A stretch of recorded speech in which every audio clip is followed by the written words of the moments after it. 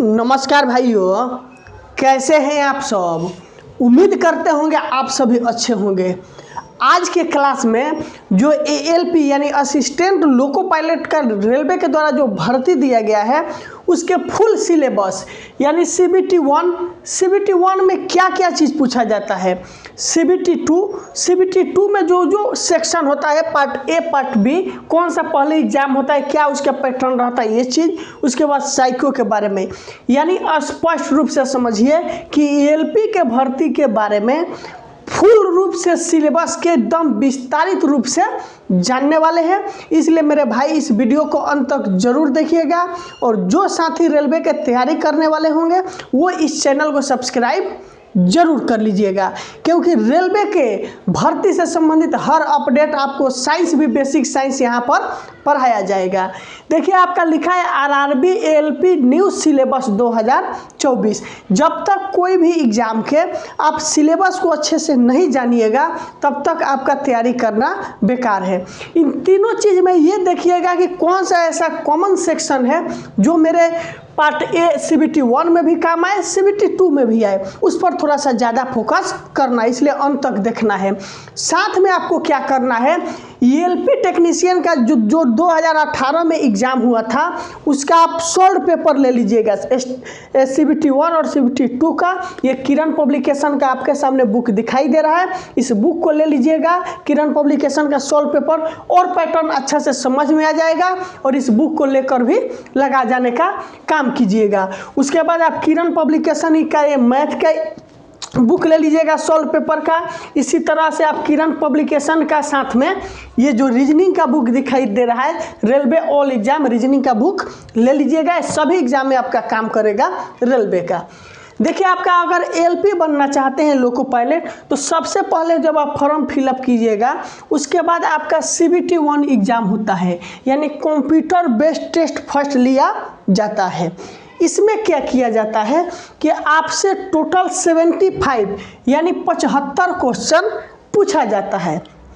CBT 1 लिया जाता है पहले। CBT 1 में टोटल कितने क्वेश्चन आपसे पूछे जाते हैं तो 75 यानी 75 क्वेश्चन आपके एग्जाम में आपसे पूछा जाता है। इसमें टाइम कितना दिया जाता है, टाइम मैनेजिंग बहुत तगड़ा चीज़ होता है। 60 मिनट का आपके लिए समय दिया जाता है 75 क्वेश्चन सॉल्व करने के लिए। इसमें निगेटिव मार्किंग आपका 1/3 यानी 3 क्वेश्चन अगर आप गलत कर देते हैं तो एक क्वेश्चन जो आपका सही है वो भी समाप्त हो जाएगा, यानी 1/3 निगेटिव रहता है, यानी 3 गलत पर एक सही आपका समाप्त हो जाता है। अब देखिए ये जो आपका 75 क्वेश्चन पूछा जाता है ये कहाँ कहाँ से पूछा जाता है, दम विस्तार से देखिएगा, एक एक चीज़ को बारीकी से बताने का काम करेंगे। और जो साथी तैयारी करते होंगे आपके दोस्त उनके पास भी इस वीडियो को जरूर भेज दीजिएगा। देखिए मैथ से आपका 20 क्वेश्चन पूछा जाता है और रेलवे के एग्ज़ाम में मैथ और रीजनिंग का बहुत ज़्यादा महत्व रहता है। क्यों रहता है, क्योंकि ये स्कोरिंग सब्जेक्ट होता है। स्कोरिंग सब्जेक्ट क्या होता है जिसमें आप स्कोर कर पाइए। मान लीजिए आप मैथ क्या 20 क्वेश्चन पूछा, आप 18 ही क्वेश्चन बना, आपसे 17 ही बना, तो इस चीज़ का गारंटी रहता है कि 1 से 2 गलत होगा, बाकी टोटल मेरा सही होगा, यानी मैथ का जो क्वेश्चन बन जाता है वो सही होता है। तो इसमें 20 आपका मैथ का क्वेश्चन पूछा जाता है। उसी तरह से रीजनिंग, ठीक, रीजनिंग समझ रहे हैं, आपका 25 क्वेश्चन पूछा जाता है। इसमें जनरल साइंस पूछा जाता है 20 क्वेश्चन। जनरल साइंस में आपका फिजिक्स केमिस्ट्री बायोलॉजी तीनों से यानी तीनों सेक्शन से 20 क्वेश्चन पूछा जाता है। क्या पूछा जाता है, 20 मैथ का क्वेश्चन, 25 रीजनिंग का क्वेश्चन, 20 आपका जनरल साइंस का क्वेश्चन और 10 क्वेश्चन रहता है करंट अफेयर। करंट अफेयर का इस एग्ज़ाम में बहुत महत्व भी रहता है, थोड़ा बहुत करंट अफेयर भी पढ़ते चलना है। इस CBT 1 में ओनली आपको क्वालिफाई करना है। क्या करना है, क्वालिफाई। ठीक। CBT 1 में आपको मेरिट नहीं बनाना है, यहाँ पर आपको क्वालिफाई कर देना है। अगर आप UR हैं तो 40% ला लीजिए, OBC है, UR EWS सेम रहता है, OBC है तो 30%, SC है तो 30% और ST है तो यानी 25%, यानी इस 75 नंबर का इतना परसेंट नंबर ला लेते हैं तो आप यहाँ से क्वालिफाई कर जाइएगा। किसके लिए? CBT 2 यानी कंप्यूटर बेस्ड 2 एग्ज़ाम देने के लिए, जहाँ से आपका मेरिट यानी आपके नौकरी का बात यहीं से होता है।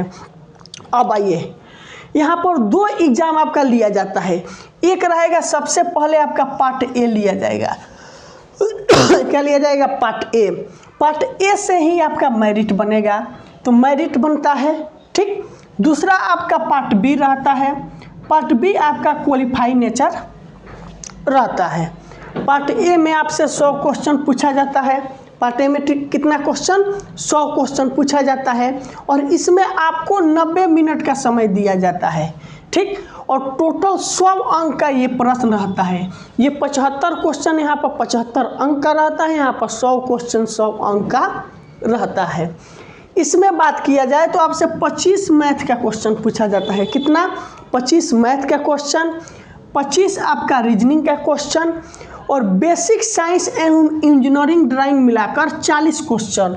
और बेसिक साइंस में ओनली 1 आपसे जो पूछा जाता है तो फिजिक्स का ही क्वेश्चन पूछा जाता है, 37 से 38 क्वेश्चन, और 2 से 3 क्वेश्चन आपका ED यानी इंजीनियरिंग ड्राइंग से पूछ लिया जाता है। और करंट अफेयर से आपका 10 क्वेश्चन पूछा जाता है। फिर से समझिए, पार्ट ए और पार्ट बी दोनों एक साथ एग्जाम होगा। जब आप पार्ट ए दे दीजिएगा तुरंत आपका पार्ट बी चालू हो जाएगा, यानी कंप्यूटर पर आप पार्ट ए दिए और तुरंत बी चालू हो जाता है, ठीक। तो यहाँ से आपका मेरिट बनता है। पार्ट बी में रहता है कि आप किस ट्रेड से हैं, ठीक। तो यहाँ पर ट्रेड का बात किया जाता है। ट्रेड में आपसे 75 क्वेश्चन पूछा जाता है, 60 मिनट का समय रहता है, क्वालिफाई मार्क्स 35% रहता है। ट्रेड में केवल क्वालिफाई कर देना है। यहाँ तक समझ गए? यानी CBT 2 एक ही दिन होगा, एक ही बार सिस्टम पर बैठना है। आपका पार्ट ए और पार्ट बी दोनों एग्जाम ले लिया जाएगा साथ में। पार्ट ए से ही मेरिट बनता है, यानी ये जो 100 क्वेश्चन वाला है इसी से आपका मेरिट बनेगा। उसके बाद अगर आप टेक्नीशियन के लिए भरे हैं तो CBT 1 CBT 2 यहीं से कंप्लीट हो गया और 100% मेरिट आपका यहीं से बना लिया जाएगा। अगर आप उसी में ALP के लिए फॉर्म भरे हैं यानी असिस्टेंट लोको पायलट के लिए फॉर्म भरे हैं, तब आपको एक और चीज़ देना पड़ेगा, जो चीज़ होता है आपको साइको। तो आपका जो फाइनल मेरिट बनेगा, पार्ट ए का 70% लिया जाएगा, साइको का 30% लेकर आपका फाइनल मेरिट बना दिया जाता है। ये था आपका RRB ALP का न्यू जो एग्ज़ाम पैटर्न है उसका फुल सिलेबस। आप लोग सभी अच्छे से ज़रूर समझ गए होंगे। अगर किसी भी तरह का और प्रश्न है तो आप कमेंट करके पूछ सकते हैं, तथा मेरा Telegram channel toppers academy Bihar पर भी जुड़ सकते हैं। अगर ALP से संबंधित सबसे अच्छे ढंग से आपको एग्ज़ाम पैटर्न बता चुके हैं। कोई प्रश्न है निफिक्र कमेंट करके ज़रूर पूछिए, कमेंट अच्छे से लिखिएगा, उसका कोशिश किया जाएगा अगर कमेंट का जवाब देने के लिए। अगर कोई प्रश्न है तो नहीं है, ठीक। फिर मिलते हैं आपसे अगले वीडियो में। अभी के वीडियो के लिए आप सभी को दिल से बहुत बहुत धन्यवाद।